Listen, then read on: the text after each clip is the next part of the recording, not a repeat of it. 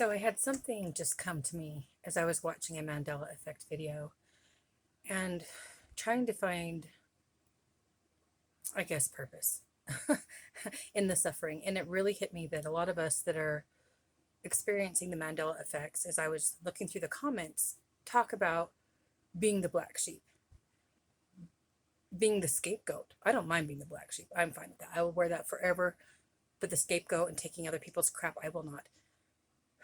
And the thing that hit me is if you knew the Mandela effect was coming, spiritually, like the preparation that would be needed, wouldn't that be having other people gaslight you, trying to tell you didn't see what you saw, you didn't hear what you saw, oh, I didn't mean it like that, oh, you're just sensitive, you're exaggerating. And for us who have done our work and we know, we know, and we've healed and we've taken back our perspective and not needing to people please or other people to believe us, and you facing that fear of like confrontation and the backlash and the ostracizing and things that come along with that for speaking up.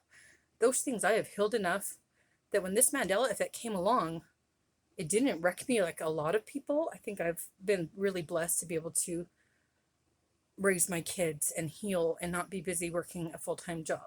No, I live very, very frugally and I don't have debt, and beside the point. But if I hadn't been through that, if I hadn't had to find out what I believe, break free of my religion, break free of the brainwashing and the gaslighting and my own family, and mourning these relationships I wanted, like with my mom, and to just let go of those dreams and mourn them and go through that whole process and allowing myself to feel angry, that was the hardest for me because I've only seen bad things done with anger. And anytime I stuck up for myself, the backlash was so bad, like it wasn't really worth it, especially when you're caring about everyone around you and you're sensitive. So speaking of Mandela effects, I was on a live stream today and they were talking about Chiron, and which house it's in and what it means for you. And I knew my Chiron is, I thought, used to be in Pisces, and it was retrograde and it was in my first house. And I was talking to people in the chat and, oh, me too, blah, blah, blah. So I thought, oh, let's check how many degrees it is, because it's like how many degrees is about like what age some trauma wounded you in that way that you're trying to heal. And I look at my chart. I use true sidereal, by the way, accurate, the actual sky. I'm not doing some 12 pie chart. What's the point of that if it's not accurate? That's just so dumb. Now, I won't deny the placebo effect of all of the people in the thought form that is built that believes that, so it has some power now. And it wasn't, it was in Taurus. And I sat there dumbfounded. I've been studying my own chart for 10 or 15 years. There's a lot to learn.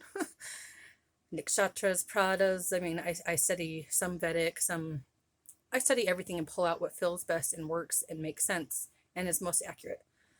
And I just sat there. This is the first Mandela effect that I've had that was so personal. I had no one else that's saying the same thing. No one else could know. And it just really came full circle where I knew what it was. I knew it was Pisces. And I've had the same screenshot of a chart I had done from Mastering the Zodiac from Athen. He's really good. And it's now in Taurus. So,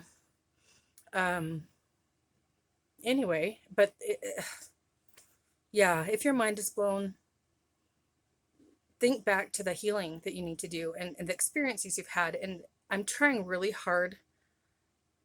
Oh, I can't believe I'm saying this. I hate when people say this. Trust the process. Hate that, because I don't. And I haven't most of my life. But the more I zoom out and learn and heal, I can see the wisdom. I can see the wisdom when we moved from one place. They kept pulling up the carpet for inspections and different things because there were wrinkles, and throwing away our beds because it was such a hassle and I was losing it, and health problems and schizophrenic ex-husband trying to take my kids away, just tons of stuff. And so we started putting our beds up against the wall, just our mattresses every night, and folding up our blankets, kind of Japanese style. And then we had to move to a much smaller apartment, and it was totally unforeseen. Chased around the whole city with these mob, I don't know, cartel type people, because I disrespected, apparently, not driving around them, making them move. Anyway, some of these things that were so traumatic and so horrible, and as I would meditate and things, it kept coming to me. It's happening for you, not to you. Like, oh yeah, uprooting my kids, and we're scared, and I can't go back home from that night, and we had to move in with my brother, tiny apartment. And when he left and moved for his new job, the whole apartment was full. So it's been like a Tetris. Like but I found the plus side of that, of the little bit of chaos magic, I don't know what's in here. And so if we need something, we go to the junk drawer, we go to some of the other cupboards, it's there. Like, I guess we have it.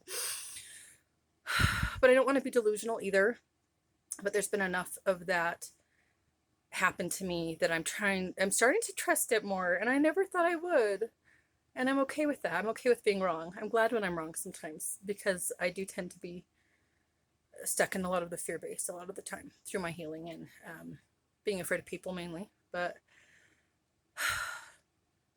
I don't know if this will mean anything for anyone, and maybe this is for me just to speak up for myself, but it really hit me that if I had not been the scapegoat and gaslit and things like that, I wouldn't have had such a strength in trusting myself, knowing what I experienced, what I saw, what I feel, what I felt then, and feeling about something wrong, and then just letting go of needing to be right, of needing to convince anyone else. And this time it's not because, oh, they won't believe me anyway.